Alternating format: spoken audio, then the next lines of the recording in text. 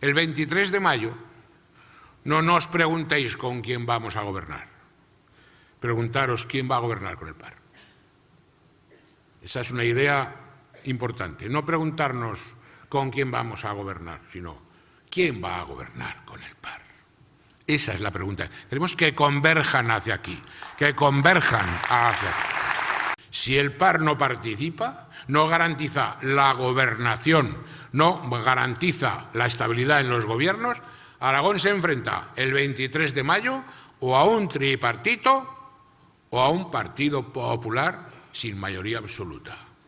Hoy Aragón no sería ni la cuarta parte de lo que es si no hubiera sido por el PAR. Ni la cuarta parte de lo que es.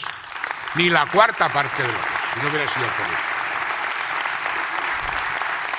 Y ya que me subo a la moto, queridos amigos, si vosotros creéis que Motorland existiría, si Aragón no tuviera autonomía o no hubiera existido el PAR, el punto de apoyo es el Estatuto de Autonomía.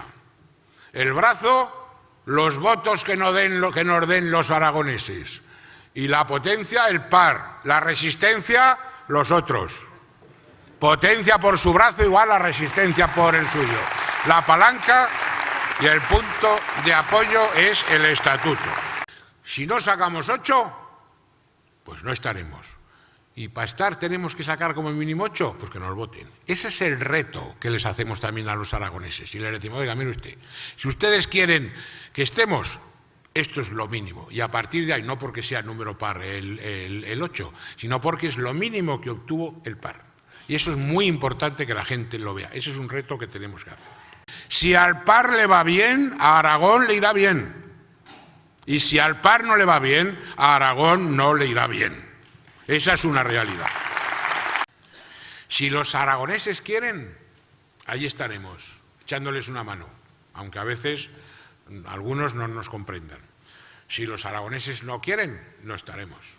Pero aquí no hay término medio. Esta es mi última oferta y esta es mi última batalla.